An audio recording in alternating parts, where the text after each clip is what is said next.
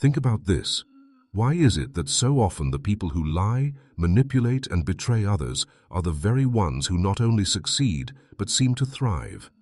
Look around, at your workplace, your country, or even through the pages of history, and you'll notice a troubling truth. The individuals who appear to lack empathy, conscience, or integrity are often the ones rising fastest, seizing the spotlight, and taking the rewards. But why? What if I told you there is both a psychological and biological explanation for why some of the worst people so often end up winning in life?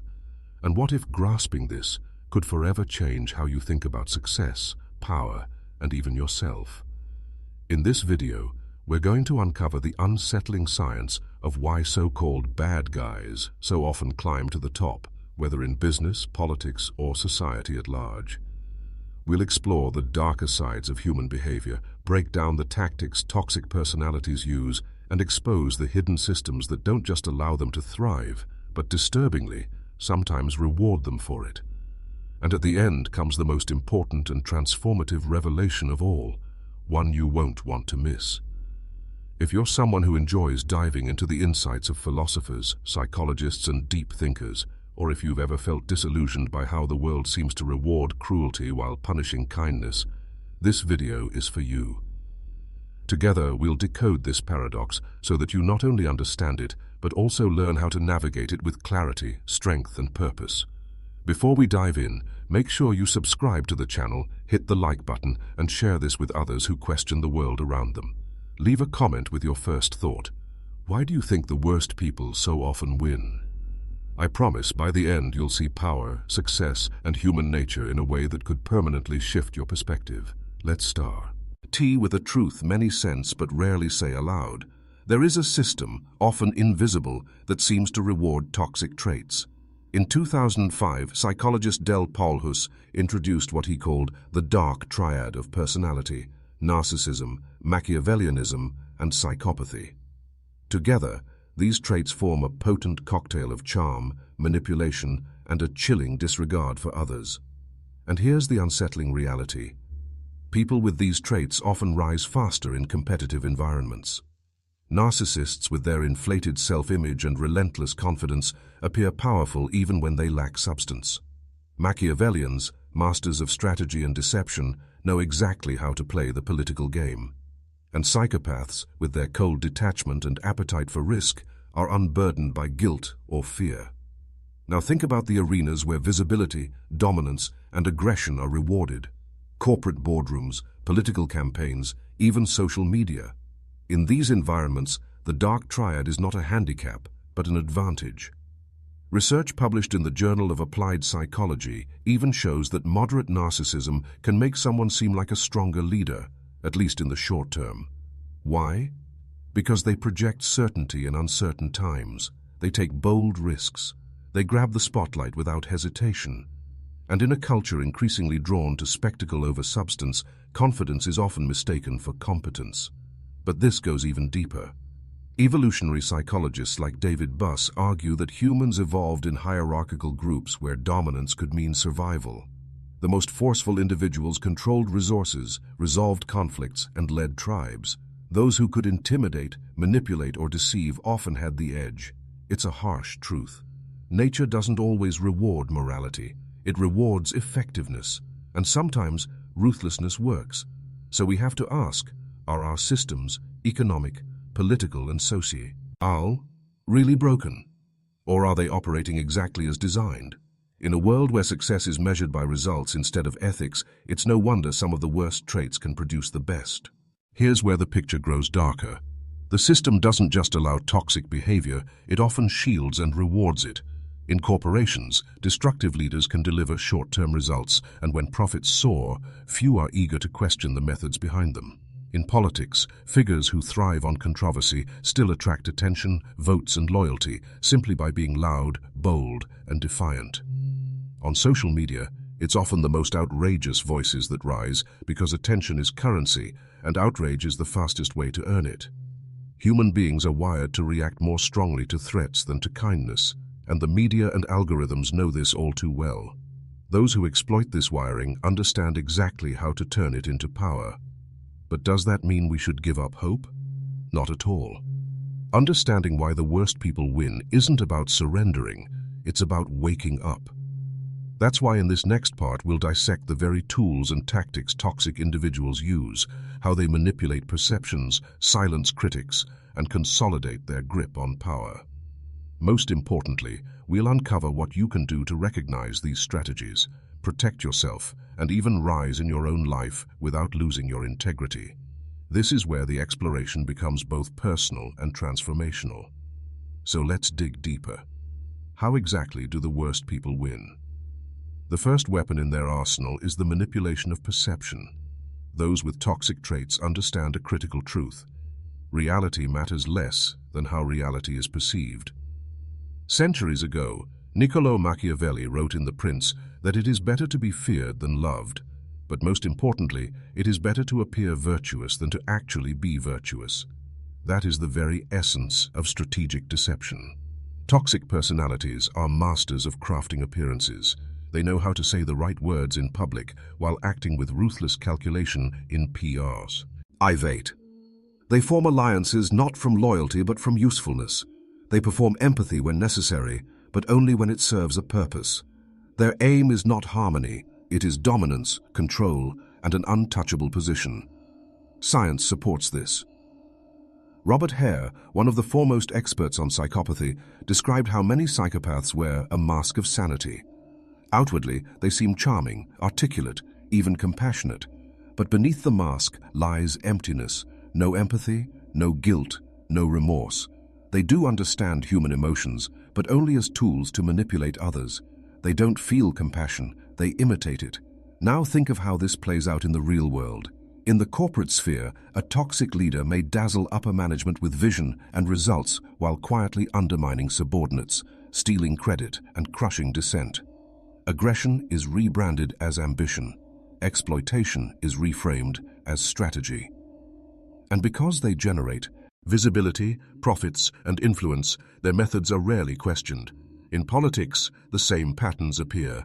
Leaders gain power by exploiting tribalism and fear, presenting themselves as strong by attacking enemies, often the very systems meant to keep them accountable. People follow because fear and uncertainty make us crave strong narratives, even when those narratives are built on lies. One of the most insidious tactics in their arsenal is gaslighting, the psychological manipulation that makes people doubt their own memory, perception, or sanity. In personal relationships and larger systems alike, gaslighting erodes trust in one's own instincts, shifting blame and maintaining control. If you've ever felt like the problem, even when deep down you knew you weren't, you felt the sting of this tactic. But here's the key. These figures rarely rise alone. Their ascent depends on the silence and complicity of others. Psychologist Philip Zimbardo, known for the Stanford Prison Experiment, called this the Lucifer effect, the process by which ordinary people enable destructive behavior not out of evil intent, but out of fear, passivity, or self-interest. History shows us that when faced with authority, many conform even while recognizing injustice. Social psychologist Solomon Asch proved this with his conformity experiments, where participants gave clearly wrong answers just to fit in with the group. This is how toxic individuals build and maintain power, not just through aggression, but through the silence of bystanders and the fear of those who might otherwise resist. Yet perhaps their most dangerous tactic is not open hostility, but the strategy of divide and rule. They instinctively exploit divisions, turning groups against one another, sowing distrust and fragmenting unity. Because as long as people are fighting amongst themselves, no one has the strength to challenge us. The one pulling the strings. Here's the hidden question we must ask. Who is really pulling the strings?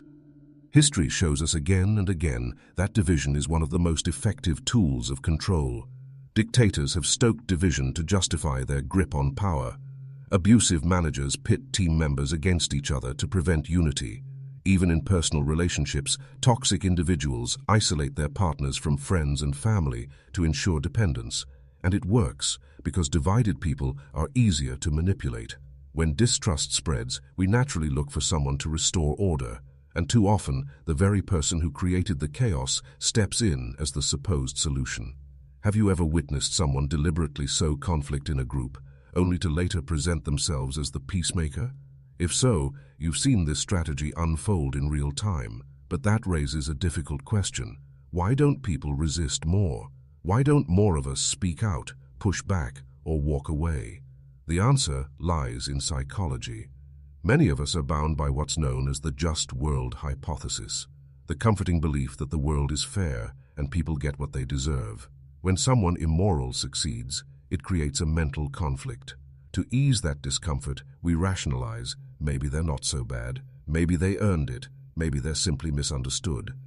This is how injustice endures, not only through brute force, but through the excuses we tell ourselves. Fear also plays a crucial role. Fear of losing your job, fear of social backlash, fear of confrontation. These fears are deeply human, but they are also the very levers toxic people exploit. A 2022 study published in Personality and Individual Differences revealed that people with high Machiavellian traits are especially skilled at spotting weaknesses in others and twisting them for control. If you fear rejection, they threaten isolation. If you crave approval, they grant it selectively, like a cruel game. If you long for peace, they disturb it just enough to keep you compliant. And this brings us to a turning point. Knowledge itself is power. By recognizing these patterns, by naming the psychological tactics at play, we take back control. We begin to see through illusions, to stop blaming ourselves for confusion or pain, to find the courage to speak. But awareness is not only about defense, it is also about growth, which leads us to an even more unsettling question. Why do good people so often lose? Why do kind, ethical, and well-intentioned individuals fail to rise or burn out when they do? In the next part, we'll uncover the hidden habits of self-sabotage, the psychological traps of empathy, and how to overcome them without becoming like the very people you despise. This is where the most powerful revelation lies. Are you ready? So far, we've seen how the worst people ascend through manipulation, charisma, fear, and division. But that leaves the other side of the equation unresolved. What happens to the good? Why do the compassionate, the honest, and the ethical so often fall behind, or disappear entirely from influence? To answer that, we must look deeper into the psychology of those who strive to do the right thing in systems that reward the opposite. Let's begin with empathy, the defining trait of many compassionate individuals. Empathy allows us to feel what others feel, to hesitate before harming, to pause before judging. It builds trust, fosters community, and creates connection. Yet in environments driven by aggression and domination, empathy becomes a double-edged sword. Those who feel deeply often second-guess themselves. They avoid conflict, they prioritize harmony over conquest. And while these qualities are noble, they can become liabilities in ruthless systems. Dr. Kristin Neff, a leading researcher on self-compassion, has shown that empathetic individuals are especially vulnerable to self-criticism and burnout. When they face manipulative or aggressive personalities, they internalize the dysfunction, asking, "What did I do wrong?" rather than recognizing the toxicity in others. This isn't weakness, it's conscience. But conscience without boundaries can become dangerous vulnerability. Think of someone you know who is deeply ethical yet constantly overwhelmed, someone always trying to do the right thing, even at their own expense. Why do they struggle while the unscrupulous rise? Part of the answer lies in what psychologist Adam Grant calls giver burnout. In his book, Give and Take, Grant explains that people can generally be divided into three types: takers, matchers, and givers. Takers focus only on their own interests, matchers seek fair exchanges, and givers prioritize others, often at personal cost, which creates a paradox. Givers can become both the most successful and the least successful in organizations. The key difference lies in how they give. Those who lack boundaries, who cannot say no, and who constantly put others first, eventually burn out, get exploited, or are pushed aside, while those who give with strength and strategy, rather than guilt, build respect, trust, and real influence, making them the true winners. Thus, the problem is not goodness itself, but unprotected goodness. Another important factor is self-doubt, since people with integrity tend to question their own motives, reflect on their choices, and strive to improve. Yet in toxic environments, this self-awareness is mistaken for weakness. While toxic personalities who never self-reflect project certainty that often overpowers truth in a noisy world. As Bertrand Russell noted, "The trouble with the world is that the stupid are cocksure and the intelligent are full of doubt," a reality most visible in competitive spaces where appearances matter more than depth. Think about the times you may have stayed quiet, doubting our qualifications, only to watch a reckless person seize the spotlight. That is the struggle of the ethical mind. But the problem extends beyond personality, as systems themselves are biased against the ethical. Organizations often reward obedience over originality and conformity over courage, punishing whistleblowers, branding truth-tellers as difficult, and dismissing challengers of the status quo as too intense, too sensitive, or too idealistic. In such conditions, good people often silence themselves, play small, and wait for permission that never arrives. As Jiddu Krishnamurti observed, "It is no measure of health to be well adjusted to a profoundly sick society." Yet many ethical individuals compromise, lower their voices, and dim their light simply to survive. The deeper awakening, however, is that you were never meant to succeed by their rules, since those rules were designed by people who fear integrity, conscience, and clarity. True change, then, requires not just virtue but power, and power without corruption begins with reclaiming inner authority. You need not become like them to rise, but you must be strong enough to face them unflinchingly, which means learning strategic empathy, understanding others without losing yourself, practicing confident humility, accepting limits while taking action, and setting sacred boundaries not as barriers but as frameworks that protect your values.